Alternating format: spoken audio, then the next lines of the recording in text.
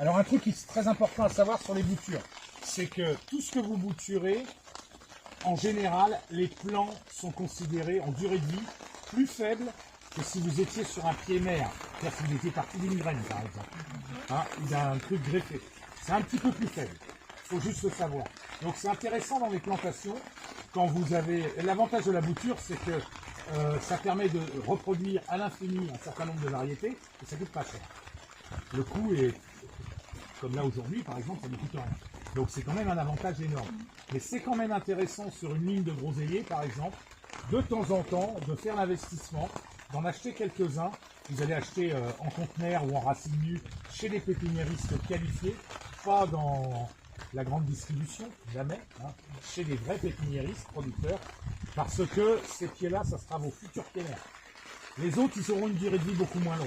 Un groseillier, ça peut durer 30 ans.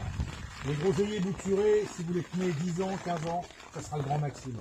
Hein. Ils vont finir par dégénérer et par être beaucoup moins productifs. Alors, ou sinon, vous le savez, donc vous renouvelez vos boutures régulièrement. Mais repartez pas du même... essayez de faire un brassage Voilà. génétique. Voilà. C'est-à-dire que là, en fait, vous allez avoir Donc. génétiquement la même chose. Donc, Donc. essayez de prélever à des endroits différents Donc, pour brasser génétiquement pour les maladies.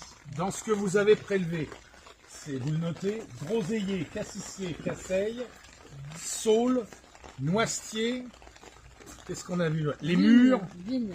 les vignes. Alors les vignes, on va les faire en pot. J'en veux bien une vigne. Qui est-ce qui a prélevé des vignes tout à l'heure? Bon, est-ce que tu